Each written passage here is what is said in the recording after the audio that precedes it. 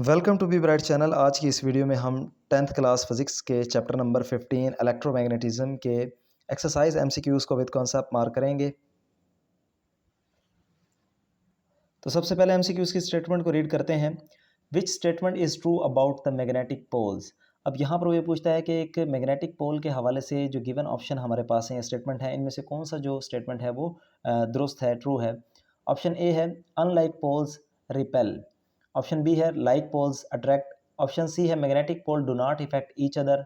और option D हमारे पास है a single magnetic pole does not exist. तो मैग्नेटिक पोल्स के हवाले से मैं आपको बताता चलूँ कि जो हमारे पास लाइक पोल्स होते हैं वो एक दूसरे को क्या करते हैं, रिपेल करते हैं, और जो अनलाइक पोल्स जो होते हैं वो एक दूसरे को हमेशा क्या करते हैं, अट्रैक्ट करते हैं। तो यहाँ पर ऑप्शन ए है अनलाइक पोल्स रिपेल, क्योंकि अनलाइक पोल जैसे कि एन और एस अगर हमारे पास हों एक दूसरे के करीब तो वो हमेशा क्या करते हैं, एक दूसरे को अट्रैक्ट करते हैं, जबकि उसने यहाँ पर लिखा है कि रिपेल करते हैं, तो ये ऑप्शन क्या होगा, गलत। उसके बाद ऑप्शन बी है लाइक पोल्स अट्रैक्ट। तो लाइक पोल्स जैसे कि मैंने आपको बताया है कि लाइक पोल्स जो हम एक दूसरे को क्या करते हैं, रिपेल करते हैं, तो ये ऑप्शन भी गलत होगा। उसके बाद सी ऑप्शन हमारे पास है magnetic poles do not effect each other, कि वो एक दूसरे को बिल्कुल इफेक्ट नहीं करते, उनको कोई एक दूसरे पर असर नहीं होता, तो ये बात भी क्या हो जाएगी, गलत होगी। या तो अट्रैक्शन होगी उनके दरमियान या फिर रिपल्शन होगी। जबकि डी पॉइंट हमारे पास है a single magnetic pole does not exist. तो इसमें वो कहता है कि एक सिंगल मैग्नेटिक पोल जैसे कि नॉर्थ या साउथ पोल जो वो इंडिपेंडेंटली एग्जिस्ट नहीं कर सकता या वो सेपरेटली एग्जिस्ट नहीं कर सकता।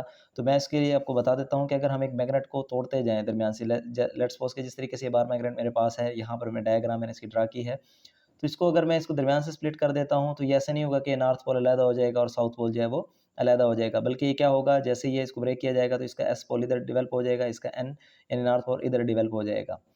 तो इस तरह से हम ये कह सकते हैं एक सिंगल मैग्नेटिक पोल जो है वो कभी भी एग्जिस्ट नहीं कर सकता। और इसकी मज़ीद क्लैरिफिकेशन के लिए मैं एक ब्लॉक दिखा देता हूँ आपको। इस चैप्टर की स्टार्टिंग में पेज नंबर बुक हमारे पास है, बुक का 119। तो यहाँ पर इलेक्ट्रिसिटी और मैग्नेटिज्म के दरमियान डिफरेंस को ज़ाहिर करने के लिए यहाँ पर जो है वो बात की गई है। तो इसमें यहाँ पर ये बात वाज़ेह तौर पर लिखी गई है कि magnetic poles can not be separated, उनको कभी भी जो नॉर्थ और साउथ पोल्स हैं उनको कभी भी अलग-अलग नहीं किया जा सकता। उसके बाद नेक्स्ट एमसीक्यूज़ की तरफ हम बढ़ते हैं। सेकंड एमसीक्यूज़ हमारे पास है, what is the direction of magnetic field lines inside a bar magnet. ये बहुत अहम बात है, इनसाइड अ बार मैग्नेट, एक बार मैग्नेट के अंदर जो है वो मैग्नेटिक फील्ड लाइंस की जो है वो डायरेक्शन किस तरह से होती है। वैसे जनरली अगर हम देखें, एक जो हमारे पास बार मैग्नेट के आउटसाइड अगर मैग्नेटिक फील्ड लाइंस की डायरेक्शन देखें तो वो हमेशा नॉर्थ से किसकी तरफ होती है, साउथ की तरफ होती हैं। तो मैं इस डायग्राम की मदद से आपको दिखा देता हूँ ताकि बात आपको मज़ीद अच्छे से समझ में आ जाए। ये हमारे पास बुक पेज है 121, यहाँ पर ये डायग्राम मौजूद है एक बार मैग्नेट की। तो यहाँ पर अगर हम देखें, ये हमारे पास बार मैग्नेट है, इसका ये नॉर्थ पोल है, ये इसका साउथ पोल है। इसके आउटसाइड अगर हम देखें मैग्नेटिक फील्ड लाइंस की जो डायरेक्शन है वो नॉर्थ से साउथ की तरफ है। जबकि अगर हम देखेंगे इनसाइड जो कि हमें स्टेटमेंट में ये कहा गया है कि इनसाइड अ बार मैग्नेट जो मैग्नेटिक फील्ड लाइंस की डायरेक्शन किस तरह से होती है।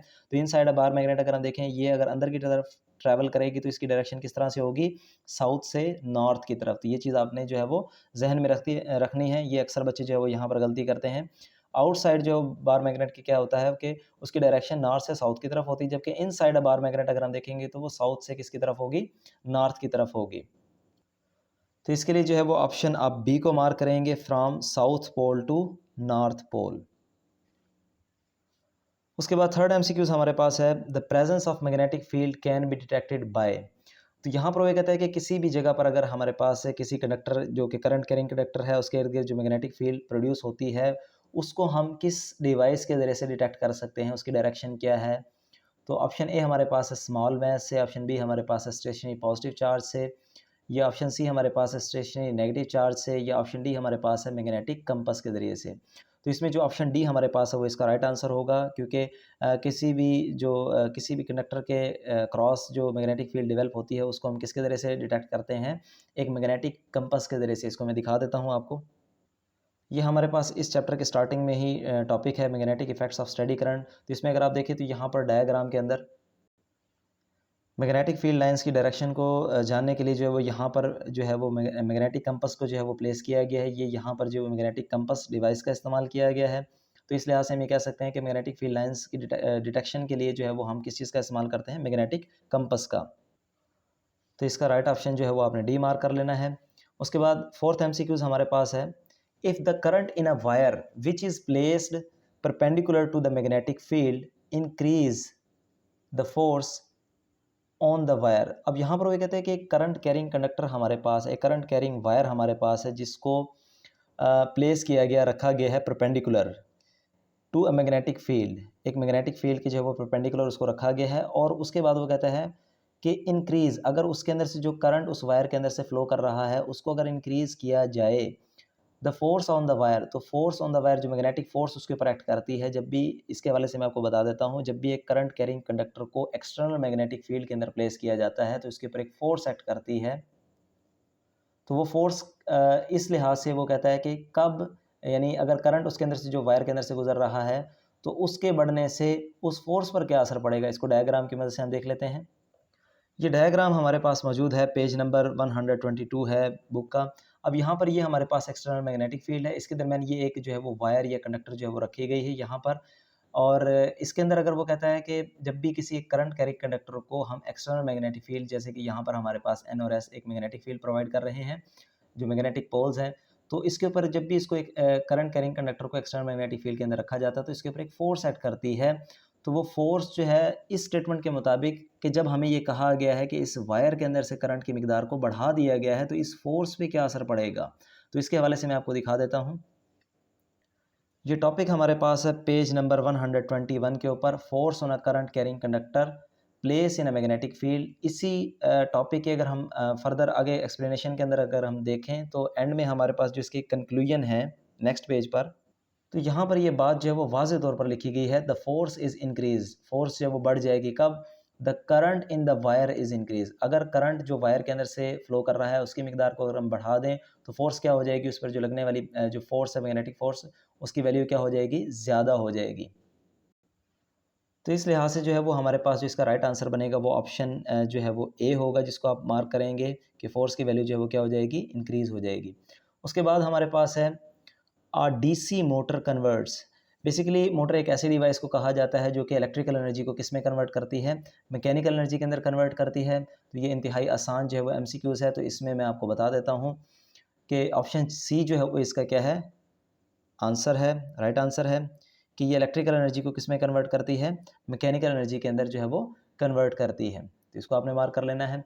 उसके बाद यहाँ पर हमारे पास 6th एमसीक्यूज़ है, which part of DC motor reverse the direction of current through coil every half cycle.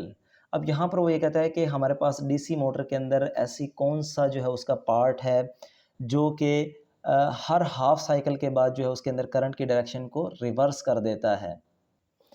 तो ये हमारे पास जो है वो एक डीसी मोटर की डायग्राम को बुक पेज हमारे पास है 124, तो यहाँ दिखाया गया है। तो इसमें यहाँ पर जो हमारे पास जो स्प्लिट रिंग्स लगे हुए हैं, जिनको जो है वो नाम दिया जाता है कम्यूटेटर का, तो ये हर हाफ साइकिल के अंदर क्या करते हैं, उसकी जो करंट की डायरेक्शन है उसको क्या कर देते हैं, इसकी फ़्लो की डायरेक्शन को चेंज कर देते हैं। तो यहाँ पर जो हमारे पास इसका राइट आंसर बनेगा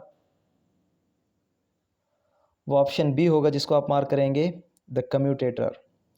उसके बाद 7th एमसीक्यूज़ हमारे पास है, the direction of induced EMF in a circuit is accordance with conservation of. तो यहाँ पर वो ये कहता है कि जो किसी भी सर्किट के अंदर जो ईएमएफ प्रोड्यूस होती है वो किस लॉ के अकॉर्डिंग जो है वो मतलब उसके अंदर प्रोड्यूस होती है। तो इसके लिए मैं आपको दिखा देता हूँ। तो ये हमारे पास बुक पेज नंबर 128 है, जहाँ पर जो है वो डायरेक्शन ऑफ इंड्यूस्ड ईएमएफ के हवाले से जो है वो एक लॉ भी मौजूद है, लेंज़ेज़ लॉ। तो इसमें यहाँ पर जो है इसको लेंज़ेज़ लॉ को जो है वो रिलेट किया गया है कंजर्वेशन ऑफ एनर्जी के साथ। तो हम ये कह सकते हैं जो डायरेक्शन ऑफ इंड्यूस्ड ईएमएफ होती है वो उसकी डायरेक्शन हमेशा कंजर्वेशन ऑफ एनर्जी के अकॉर्डेंस होती है। तो इसके लिए जो है वो आप ऑप्शन डी को मार्क करेंगे। उसके बाद हमारे पास जो सेकंड लास्ट एमसीक्यूज़ है इस चैप्टर का, वो है द स्टेप अप ट्रांसफार्मर। अब ट्रांसफार्मर बेसिकली एक ऐसी डिवाइस है जो कि म्यूचुअल इंडक्शन के जो है वो प्रिंसिपल पर काम करती है। इसका काम क्या होता है, ये वोल्टेज को कम या ज़्यादा करने के लिए जो है वो इस्तेमाल होने वाली डिवाइस है। तो ट्रांसफार्मर की जो है बेसिकली हमारे पास 2 टाइप्स होती हैं, एक स्टेप अप ट्रांसफार्मर और दूसरी step down transformer. Step up transformer में क्या होता है कि उसके अंदर 2 कॉइल्स होती हैं और स्टेप डाउन के अंदर भी 2 कॉइल्स होती हैं। तो स्टेप अप में होता क्या है कि इनपुट वोल्टेजेस को क्या किया जाता है, बढ़ा दिया जाता है आउटपुट पर। और इसी तरीके स्टेप डाउन में क्या होगा कि इनपुट वोल्टेज जिनकी वैल्यूज़ जो है वो ज़्यादा होती है, तो स्टेप डाउन पर होने के बाद इसकी वैल्यू जो है वो आउटपुट पर हमें क्या मिलती है, कम मिलती है। तो यहाँ पर हमें कहा गया है स्टेप अप ट्रांसफार्मर है। इसका मतलब ये है कि ये क्या करेगा, यानी वोल्टेज की मिकदार को क्या कर देगा, बढ़ा देगा। तो इसलिए हम ये कह सकते हैं कि जो हमारे पास ऑप्शन बी है, ये इसका जो है वो राइट आंसर होगा, क्योंकि ये क्या करेगा, increase the input voltages. Option B को आप मार्क करेंगे। उसके बाद लास्ट एमसीक्यूज़ है इस चैप्टर का, 9 एमसीक्यूज़। इसकी स्टेटमेंट को रीड करते हैं। The turn ratio of transformer is 10, it means. अब यहाँ पर ये कहा गया है कि हमारे पास जो है वो टर्न रेशियो के हवाले से बताया गया है। बेसिकली जो एक हमारे पास ट्रांसफार्मर है, जैसे कि मैंने आपको बताया कि उसकी दो टाइप्स होती हैं, एक स्टेप अप ट्रांसफार्मर और दूसरा स्टेप डाउन ट्रांसफार्मर। इसमें जो है वो दो हमारे पास जो है वो कॉइल्स होती हैं। मैं डायग्राम की मदद से आपको दिखा देता हूँ। एक सिंपलेस्ट जो हमारे पास एक स्कीमेटिक डायग्राम एक ट्रांसफार्मर की जो हो सकती है इंटरनल, तो वो हमारे पास यहाँ पर पेज नंबर 132 है बुक का, यहाँ पर दिखाया गया है। तो ये हमारे पास एक जो है वो आयरन कोर है, जिसके ऊपर दो हमारे पास कॉइल्स हैं। एक को हम प्राइमरी कॉइल कहेंगे और दूसरे जो हमारे पास जो यहाँ पर लूप्स हैं, इसको हम सेकेंडरी कॉइल कहेंगे। तो अब यहाँ पर जो है प्राइमरी कॉइल और सेकेंडरी कॉइल, इनके दरमियान जो टर्न्स की रेशो है, तो उसको यहाँ पर जो हमारे पास ये एक फार्मूला के जो है वो अकॉर्डिंग लिखा गया है। वी एस यानी voltage of secondary coil divided by voltage of primary coil is equal to, वो हमारे पास होता है एन एस यानी number of turns on the secondary coil divided by number of turns on the primary coil. अब इस formula के use से जो है वो हम जो अपना एमसीक्यूज़ है उसको जो है वो सॉल्व करेंगे। अब यहाँ पर मैंने इस फार्मूला को जो है वो लिख लिया है कि सेकेंडरी वोल्टेज की जो हमारे पास रेशो है प्राइमरी वोल्टेजेस के इक्वल के, यानी इसको डिवाइड किया गया है, वो इक्वल होती है नंबर ऑफ सेकेंडरी टर्न्स के कॉयल के जो है वो टर्न्स, और divided by number of primary जो हमारे पास कॉयल है उसके टर्न्स के। तो अब इस फार्मूला के मुताबिक यहाँ पर अगर हम स्टेटमेंट के अगर लिहाज से देखें, the turn ratio of transformer is 10, यानी जो टर्न रेशियो हमारे पास है वो कितनी है, 10 है। इसका मतलब ये है कि जो हमारे पास प्राइमरी कॉइल है उसके अंदर जो है वो कितने हमारे पास उसके जो टर्न हैं वो कितने हैं, वो 1 है। जबकि हमारे पास सेकेंडरी, सॉरी ये गलत बोल गया हूँ मैं, इसमें यह है कि वो कहता है कि हमारे पास जो टर्न रेशियो है वो है 10। इसका मतलब ये है कि प्राइमरी और सेकेंडरी के दरमियान जो रेशियो है वो कितनी है, यानी हम इसको इस तरह से लिख सकते हैं N P over N S के लिहाज से अगर हम देखें, क्योंकि प्राइमरी हमारे पास पहले और सेकेंडरी क्या है, बाद में है। तो 10 रेशियो क्या बनेगी हमारे पास, 1 बनेगी, यानी प्राइमरी कॉइल के हमारे पास टर्न कितने होंगे, 10 होंगे, और सेकेंडरी के कितने होंगे, 1।